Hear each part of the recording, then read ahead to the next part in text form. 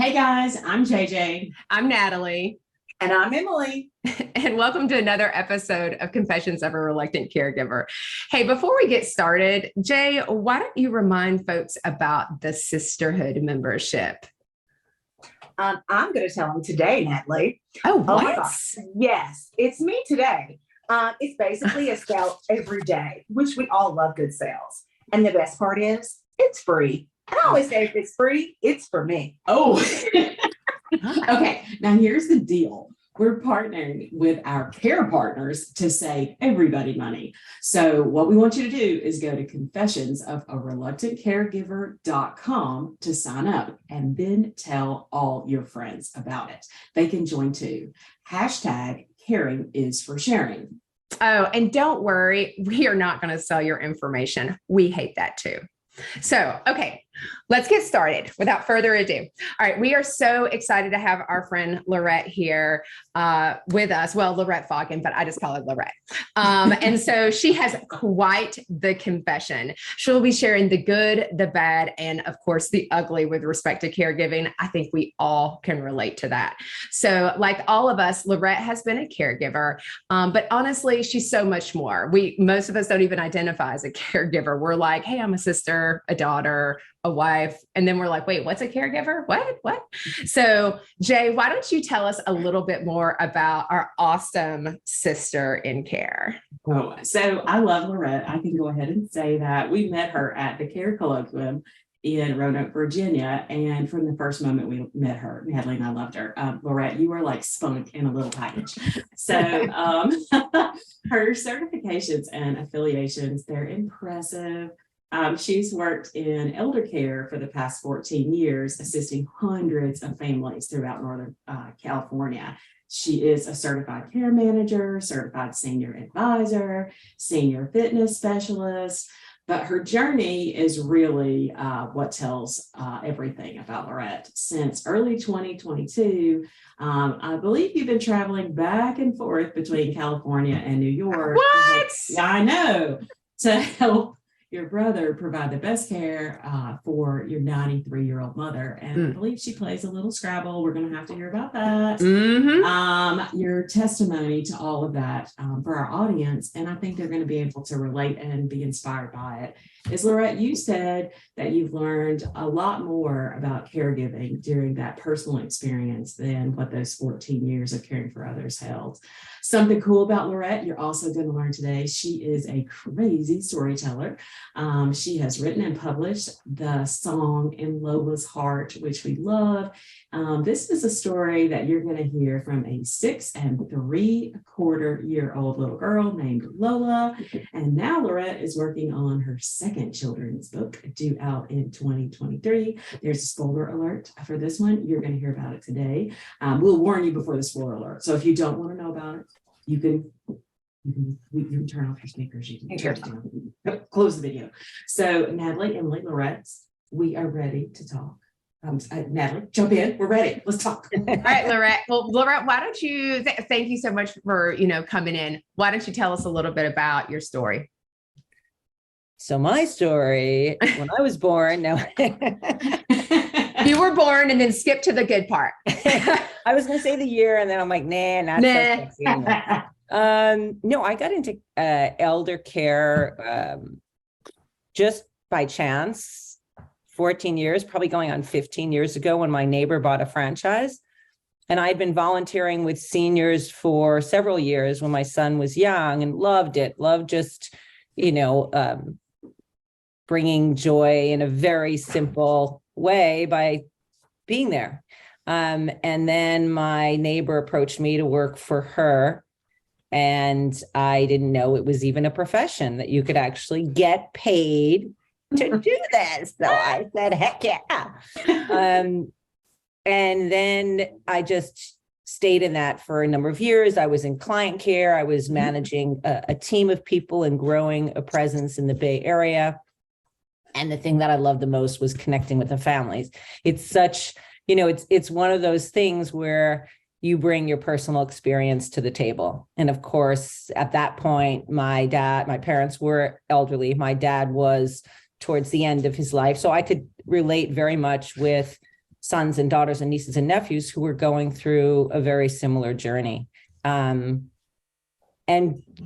worked in it for a while. Earlier this year, I took off and was going to take some time off until I got the call from the brother and said, right, I need your help. My brother had come back years ago when my dad was ill, and he helped. And so I'm selfish, but not that selfish. I thought, well, I guess if my brother's asking me, it's time to come back and help. And our mother is extremely stubborn and extremely active, but at 93, with the heart that was starting to fail, things were changing. So instead of doing what I used to do, which was fly in for a weekend. Hi, everyone. Here I am, older sister. Oh, yeah, I love you.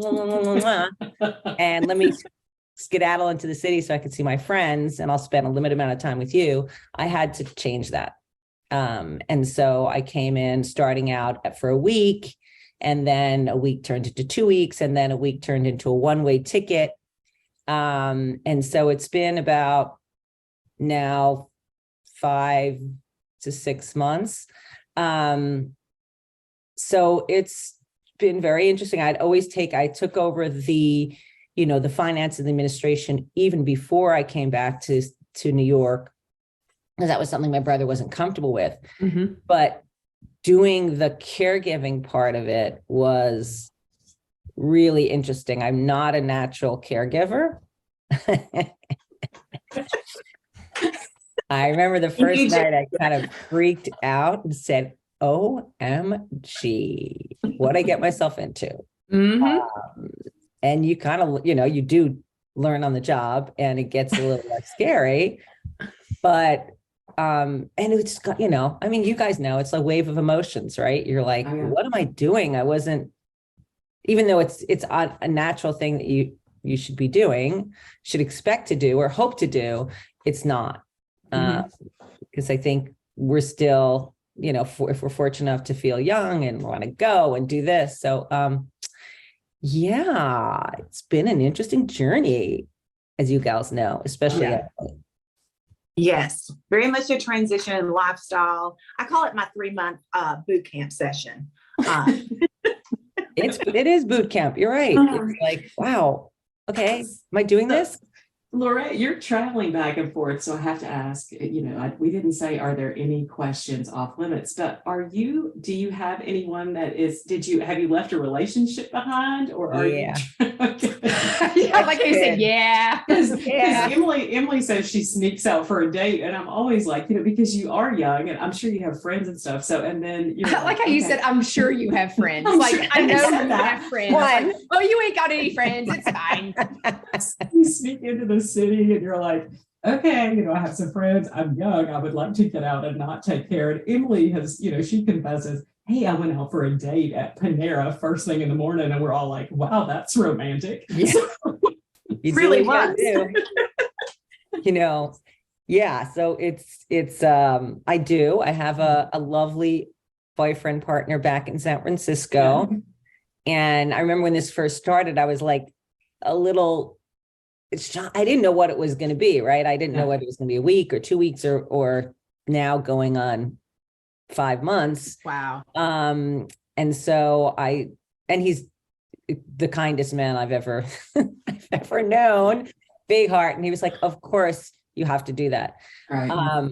That being said, it's still a little bit challenging. Oh yeah. To do that. And he just came for Thanksgiving, God bless him. But it was kind of funny without, being too detailed. We were sleeping in my childhood room right next to my brother, sharing the bathroom with the baby monitor, hearing my mother's breathing going on. So I don't know whether that's more romantic or less romantic than Panera, but it was pretty, I was like, yeah, sorry. That's like when the dogs walk in the bedroom and Jason looks at me and is like, yeah, it's not going to happen.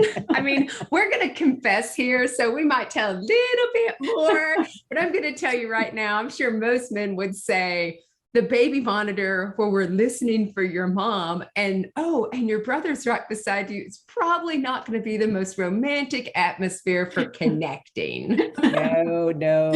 It's definitely. I'm glad to see you, honey, but no. So I don't know, Emily, you may not have won the relationship challenge today. Laurette may have taken home the trophy. She has for that upped me. She got me on that one. Caregiver challenge relationship. That quest goes to Laurette today. So Yeah. That's exactly right. Yeah, I think that's one of the things about caregiving, and that's one of the challenges we're always trying to help Emily out, because everybody knows we're long distance caregivers, and Emily is in the trenches like you are, Laurette. And we're like, trying to make sure that you have a life outside of it. So I think that's a hard part that we are trying to help people figure out to kind of navigate. You mentioned your brother and that he lived there. And so how has it, I mean, we're sisters, and people think that it's unique. They're like, oh my gosh, it's like you all like each other and get along. And I'm like, oh no, we've fought before. We've gotten into it. And Emily's raised her hand and been like, hey, you beagles, you need to, and I say beagle because it's better than the other word. You need to pay attention. I'm over here and I'm struggling because mom is making all my beautiful red hair gray. And I need some help, or I need an intervention. And we call them sister calls. We have sister calls where we come together and we talk and we try to figure some things out. And how do we divvy up tasks? That's how we've kind of helped to support Emily, because Emily's the primary she's in the trenches. And so it sounds bad to say that about people, but our mom is high maintenance, like super high maintenance. Yeah. And so, but how has your relationship with your brother been impacted? Because I don't know what the age difference is and all that stuff. You said you were the older sister. So tell us a little about that. Yeah. So there's 3 of us. I'm the oldest. Yes, there are 3. And then we have my middle sister, and then my brother's the baby. Oh, we all know the perfect one. Yeah. No, nobody's perfect. That'd be really boring. No, but he is the only boy. And we've always treated him as, you're the baby. Even though the baby has been, well, like Emily, aren't you the youngest, Emily? Mm-hmm. Yeah. Those babies, they're stealth. It's the babies. There should be like a study. I'm sure there is one out there. Right? They kind of end up pulling the weight. So my brother and I have always been closer because my middle sister is a little challenging, not like Natalie, but she has a lot of issues. And she actually lives right now in Juneau, Alaska. So even if she wanted to be here, and I don't think she wants, I know she doesn't want to, it's okay. It would be challenging. So with my brother, it's definitely been easier. We're both very outdoors, and we're actually both doing the certification as a senior fitness specialist, because that's our lifestyle. But the nice thing with this opportunity is, one of the things we did was, while I'm here, is we have caregiver twice a week and sometimes more. And because it's during the week, and Emily, it's finding people that have your same schedule is really hard. Like, I still have friends here, right? Like, who has that schedule? It's quite, unfortunately, I'm connected with Preferred Healthcare. That's who I, work with. And I just kind of tell them, and they feel the best they can. Sometimes you have no-shows. I'm sure you experience that. It's frustrating. But when they do come, I'm elated. I'm running out that door so fast. I know. You're like, see ya. Bye. That's a confession, and that is okay. That's the thing. Yeah.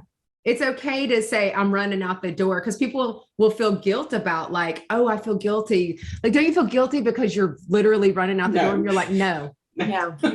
Not at all. I've got 4 hours. I've got 6 hours. I'm gone. You're like, it's on the clock. You're like, and I don't know if you feel this way. This is my brother who's here permanently. So anyway, getting back to your question, we've actually spent more time together, because on that Tuesday and Thursday, which are our days, we look at each other. I'm like, I don't have anybody that I can call right now and say, can you hang out with me from 11 to 5 p.m. because I got a caregiver. He's like, neither do I. So we both have spent that time together. So we've hiked and kayaked, and gone to the beach, and walked on the boardwalk. So it's actually a allowed us to spend more time together outside of the caregiving, which has really been nice. And then we can download, have those sister calls like you have, and just like, oh my God, that was so hard yesterday. And she asked so many questions. And did you count how many questions she asked in 5 minutes? So we're able to laugh about that. And then, like you probably do. And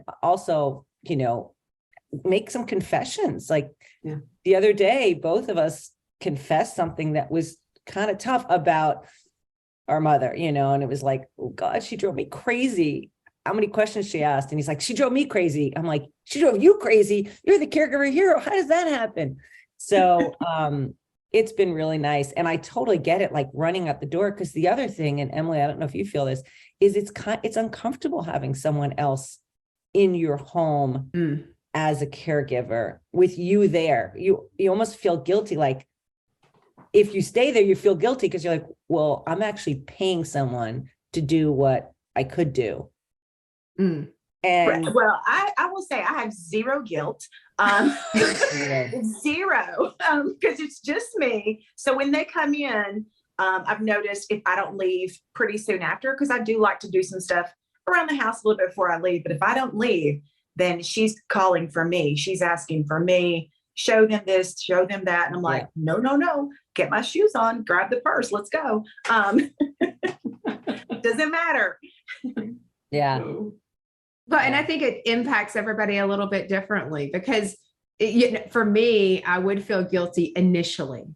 But to be honest with you, that initially would probably take about 5 minutes. And I'm like, nope, going for some self-sanity. Yeah. So I want to talk about work because there's a lot of stuff that I see online about people. 60% of the people who are caregivers, there's about 53 million people who are caregivers, which we all know is low because most caregivers don't self-identify as caregivers, but 60% of those 53 million people work. And so I know that you probably have a little bit more flexible schedule, but how about you and your brother, and what has work been like? And if you've got a boss or a manager or anything like that, what's that been like for you to be able to try to find the balance between your personal life or your professional life, because you have goals, which clearly you've written this awesome book. I'm not going to lie to you. And then, and being a caregiver and being your independent self. Yeah. Well, before when I was managing, I managed the finances and the administration, and I could do that long distance. And then I could swoop in, and I was working full time. I could swoop in for a long weekend, or even during COVID, work for a week here. For me, it got to the point where I couldn't do both. And I had already left working full time. So what I did was I put off that's my brother said, like, can you just put off working full time? Because he knows when I'm working full time, it's 110%. And I would not be able to do the 2 weeks, the 3 weeks like I've done. Wow. So I made a choice to put off that return full time to work and really pursue things like writing the book and writing the next book and getting certified, and doing some consulting, but very limited right now, because as Emily knows, it's a full time. I was comparing it, and I hate to say this, but it does feel sometimes like you're taking care of a child. And not that my mother is a child, but that the intensity, and especially when there is dementia, the questions, which is really, that's one of my big confessions. It wears you down. Constant need to be there in front of them, and not knowing when it's going to happen. Like I was saying, like she could come around the corner right now, and I'm like, what are you doing? There's no guardrails here. So that the fact that your life is going to be interrupted, or like Emily's saying, the caregiver doesn't come on the day that they were supposed to come, and you made all these plans. So it is hard to juggle. And I really have to applaud the people that are still working full time and still doing the active caregiving part. Yeah, that's definitely. You have to say, like, for me, it was, I thought, and that's a confession that I sent to you guys, I thought this was very short term, just based on the advancement of my mother's illness. It's not now, which is fantastic. but it's figuring out, well, how I can't do this forever.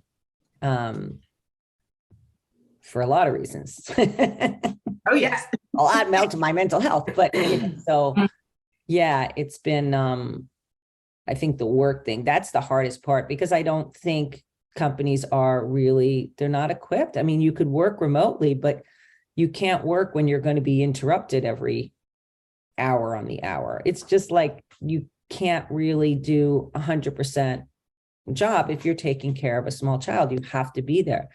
If you're taking care of a frail person, you have to be there. Right. You can't say, oh, wait, Zoom meeting, I got to go. I'm leading this meeting, but I got to go attend because there's been an incident. So yeah, it's tough.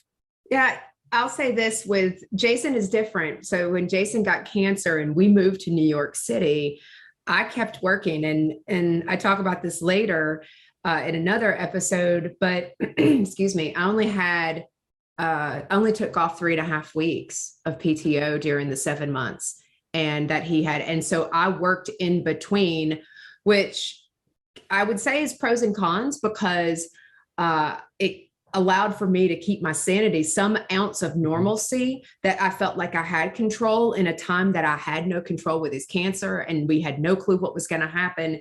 And so, I had an amazing boss and coworkers who were like, we don't want to bother you. And I'm like, please bother me. Please let me talk about something else besides cancer. Right. But the downside of that is there are times that my meetings ran over and I let them run over. Mhm. And here's my confession. There are some days that I wanted to be in meetings because to go to the alternative was just so hard. And I just it was my way to escape the cancer. Laura, it sounds like, it sounds like it sounds like your situation though is a lot like ours. Like I see that you have like a caregiver that comes in 2 days a week. And so for us looking towards the future, because mom has had Parkinson's for 20 years. And so at some point, Emily won't be able to care for her in the home. And so that decision has to come where at what point can we not? And we have to move her to another facility that can care for her full time. And it's a kind of a family conflict where should mom age in place or should we move her to a facility? Is that something that you guys have looked at and said, we're going to have to prepare for that? Or where's your thought in that? Yeah, that is such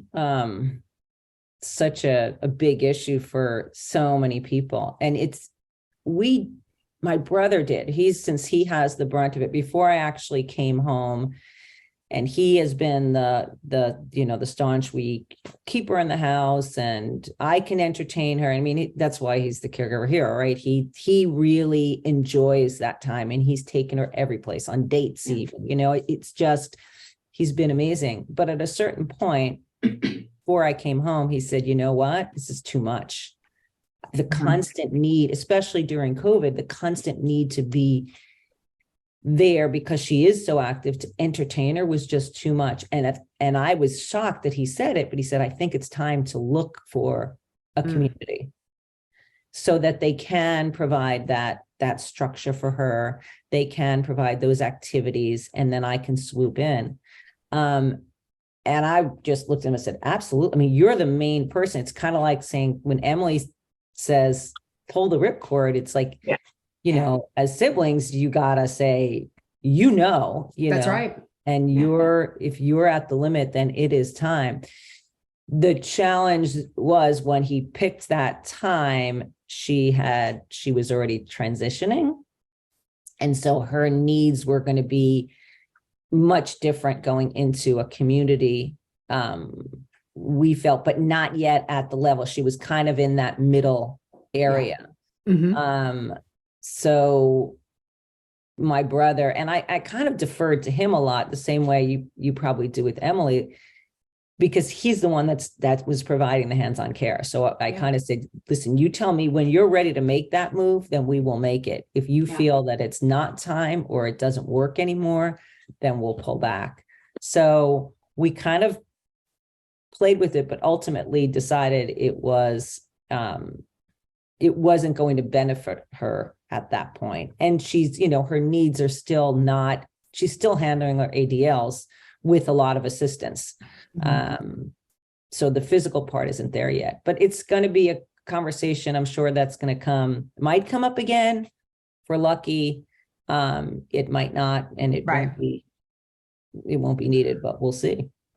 Well, and just for our listeners who are not aware, ADLs are activities of daily living, like, showering, bathing, because bathing, I hear, is a hot mess to try to do. I know when my mom had an accident, we went back, our mom lived in assisted living for 3 years, and ultimately we pulled her out of that. And that was when Emily raised her hand and said, after the third failed facility, Emily said, I'll try. I'll try. And we were all like, oh crap, turn around, don't drown. And, and she was like, no, I think I can do it. And we're like, okay. And so, but I can remember taking my mom back to the facility, and the people were helping her to clean herself up. And, but she had not told them exactly the truth, how dirty she was. And so I was like, I get in there and I'm like, what are you doing? They're like, oh, your mom said that she was fine. She just needed a little bird bath. And I'm like, no, we're going to need a full water hose. And so I get in there and I'm like, okay, mom, this is a confession. Strip it down. We're getting naked. So let's go. We're taking a shower, because I'm like, you can't be that way. You can't be that person. Everybody's walking around the facility and be like, who's that little smelly person? Because you didn't want to tell somebody. I mean, nobody wanted to be the smelly person when they were young. We don't want to be the smelly person when we're old. So that was hard. Let me ask you a different question. I'm just thinking right now, I want to go to the book. I am just completely in love with the book. And I don't know of other children's books out there, but this one is really unique. And it really checks a lot of the boxes. Lola's story with her grandmother, who is Russian, and she comes over, her Babu, which I loved. There is so much, the beautiful part of this book is there's so much diversity. And there's so much, like, every person who can read this book will see themselves in so many different ways, not just the look and my hair color and the texture and my skin color, but also culture and how the cultures work. I love it. So tell me, how did you decide you were going to write a book? So I've always children's book. A children. Well, because I have ADHD, I couldn't write an adult book. I'm good with 15 pages. So I've written it's so funny because I had a fear of writing. I thought I was a horrible writer in school, and I avoided every class that had any writing. That's how I picked my major. I was like, oh, no writing. Okay, sign me up. But then I started writing, actually the advent of computers. That's how old I am. And it kind of started to flow. I guess it was that inside storyteller. And I've written a couple of stories. Actually, it's so funny because I wrote, my first one was this, it's still my brother's favorite. It was The Orange Flower. And it's about my uncle. Totally going off topic here, but I just totally fine the other day, and this is depicted with flowers. That's my uncle, the Orange Flower, and everyone loved the Orange Flower. So it is an immigrant story because it talks about two flowers. It starts talking about my grandparents who came from Sicily and planted, well, just whatever. They had flowers, and they had 5, and how much they loved them and how much the flowers loved this orange flower. So that was my first story about family and just that bond that people have. The song in Lola's Heart was because during COVID, I was trying to figure out how to give back to the caregivers that we worked with. And I felt it was a story of everything that they normally do, but especially during COVID, where they're going out there and it was just crazy and no one wanted to go into these people's homes. And that's how it started, the idea of writing this story for them. And then, of course, with stories, what you find, you don't even think about it. You pull in a lot of your own history. And my history on both sides is of immigrants. My mother's side came from Sicily, and my father's side, his mother did come from Russia and was Jewish. And so that's where it was born. I also had developed a close relationship with my grandmother once my grandfather died. And we did connect, we didn't knit anything. Oh, actually, she did teach me to knit. That's not true. She did teach me to knit. It was a disaster. It was like this crooked scarf that came out, but she did. But we connected on music. And I was older at the time, and I had her listen to Grateful Dead. Nice. Little tiny That's awesome. Sicilian woman dressed in black, because, that's what they do. And we would listen to Grateful Dead. And I saw her kind of disappearing in our huge family because, she couldn't hear anymore. She couldn't understand track conversations. And we developed a really nice bond. So that's a lot of that came into the story. And I also see that dementia for everyone is really difficult to understand. So I wanted to bring it to a level that we can all understand. And that's why in the book, we talk about Babu explains to Lola, her brain is tired. Mm-hmm. And it's not such a scary thing because, dementia is the plaque buildup and what happens and and Alzheimer's, it's just overwhelming. But just this idea that someone's brain gets tired and it just means they don't remember things, but they always remember the feelings. And also bring in the fact that caregiving is not about one person. It's not just about the professional caregiver. It's about the sister and the brother. And in this story, about the stepmom, about the stepbrothers, about the little dog, Klaus. So everyone plays a role in supporting each other and supporting the person that's going through this. So that's kind of how it came. It sounds like a team. And I think I heard something the other day that it so resonated with me because it was so true, that caregiving is not a solo act. And it's true because even though I was in New York with Jason and we knew no one, I had a friend of mine from college who I adore, and she worked full time, but that was the only person we knew. I pretty much adopted everyone. I mean, the cashiers at Trader Joe's are like my besties. I went to Morton Williams, which is a really interesting grocery store. They're awesome, but they have all their shelves they're very neat and organized. And I was actually scared to take cans off the shelves because it was so pretty, but especially at 7 a.m, because it's alarming how you find your safe place. But all of these people, the people at AKA Residences, that's where Jason and I lived. And I adopted them as my family. They didn't actually have a choice. And Manuela and Ernie and all the people, the concierge staff, every staff member, they became my extended family. Because I'm going to tell you, if I didn't have somebody close by, like I had my sisters to talk to, I had certain friends I would talk to, but those are the people I saw every day. And they genuinely cared about us and said, how's Jason? Or when Jason and I would walk back from treatment, he would say, they could tell he'd had a bad day. There's some days that were harder than others. And they were so kind to us. And people never know how much kindness or those kind words can impact a caregiver's day. Yeah. With that sanity. That's what kept me going, is apparently making friends at grocery stores. Well, it's isolating. It can be really isolating, and it requires a lot of energy. And again, Emily knows this. It's not as sexy caregiving, as taking care of a new baby. It was so cute. And you have to make, and people respect you. They think it's amazing what you're doing, but they're living a very different life. So you have to force those connections yesterday I had a caregiver. I really didn't have anything to do. It was a horrible day. And I sat in the coffee shop for 2 hours. And then I went to the library. I'm like, I don't go to libraries, but okay. But it was my way of kind of staying connected to. So I want to do a lightning round. We're kind of at that point where we're doing lightning round. So I'm ready. I know, right? I'm like, and ready. Okay. So there's a couple of lightning round questions that I would love to run through, and girls, we can go round robin them. So caregiving is hard. Anybody who says it's not, they're just lying. They're just lying to you. Like when people are like, how's your day going? No, it's a complete dumpster fire. And nobody wants to hear it's a dumpster fire over here. And I won't call it a S show, but it is some days it is a straight up hot mess. And you're like, oh, you just smile like good Southerners and actually probably good Northerners. Oh, it's fine. It's going great. It's not.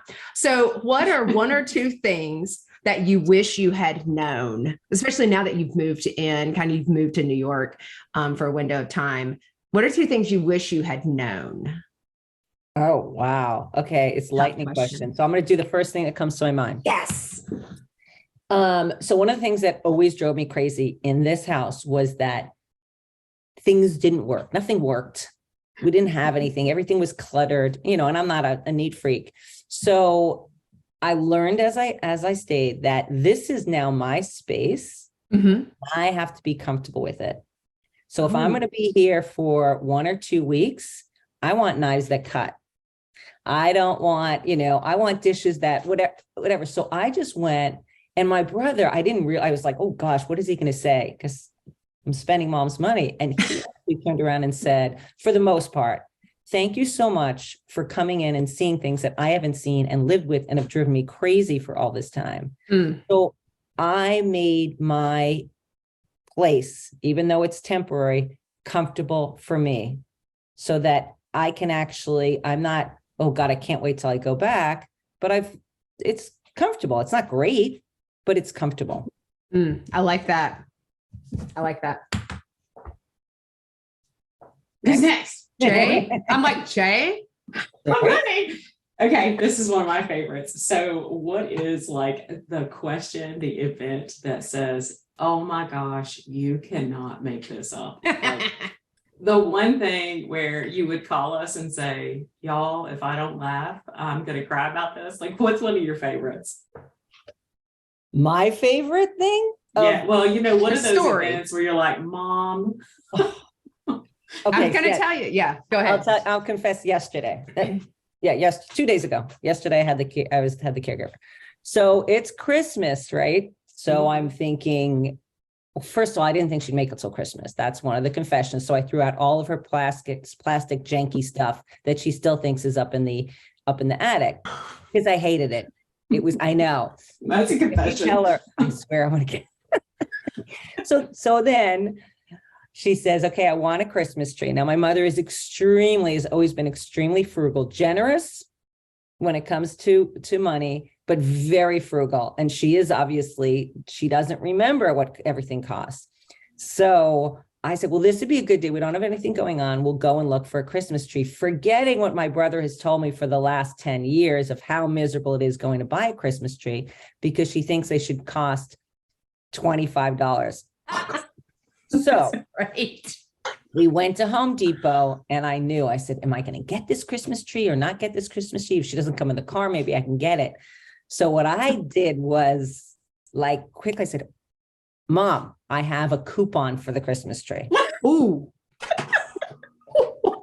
How much is the Christmas tree? But I had to figure out what was her threshold of pain because I didn't know. At first she said, well, how much is the coupon? I said, well, $50. Oh, it's good. She said, I'm not spending $50 on a Christmas tree. And I said, I am not driving around Long Island looking for a Christmas tree with her because she will out loud say to people, are you crazy? $50 in a New York accent for a Christmas tree. So my little white lie was I told her I have a coupon for a $25 Christmas tree. And I was going to pass it on to my brother because I decided it was too painful to actually go and make him do it. But I did buy 2 wreaths that were actually $30 each, which is crazy. But I had to tell her they were $10 for 2 and she accepted it. Aw. A few little white lies, but she loves the wreaths. Now we have real wreaths. It smells like beautiful. That's bringing joy. We're going to authorize that white lies are okay. You're going to get that approval that's a sisterhood approval. We're okay. Stamp. Just stamp. Yeah, you're good. Yeah. All right, Emily, one more question in the lightning round. Okay. I'm just going to go to what is your guilty pleasure? Oh, What do you go to kind of just kind of an aha moment, just kind of relax. Like, what's your guilty pleasure? Oh, okay. So my guilty, it's not that guilty. I mean, well, first of all, two things I did. I went out and got a bottle of Maker's Mark that has never seen this house ever because my mother's only bought the cheapest scotch. And every once in a while, I pour myself not one, but two Maker's Marks. I mean, the bottle has lasted for a while. So I guess that's one guilty pleasure. Yeah. The other guilty pleasure is, and this is coming from a home that's been, all the frugalness is it's like an imprint.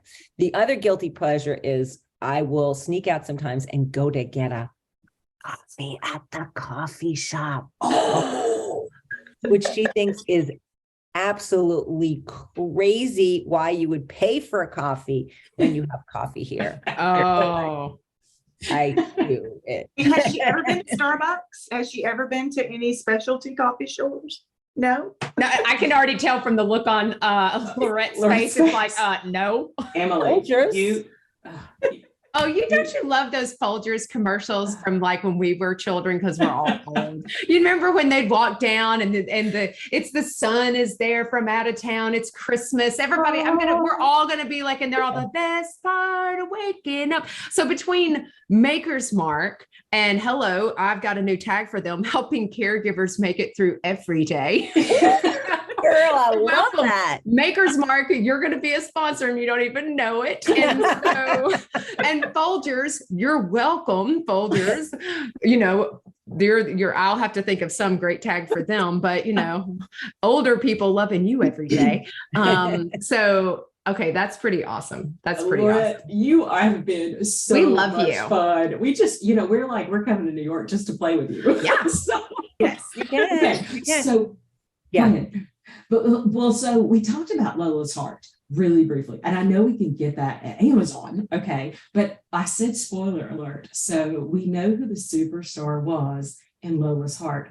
Who is the superhero of the new book coming out? Who's the new superhero? Spoiler alert. Come on, let's have it.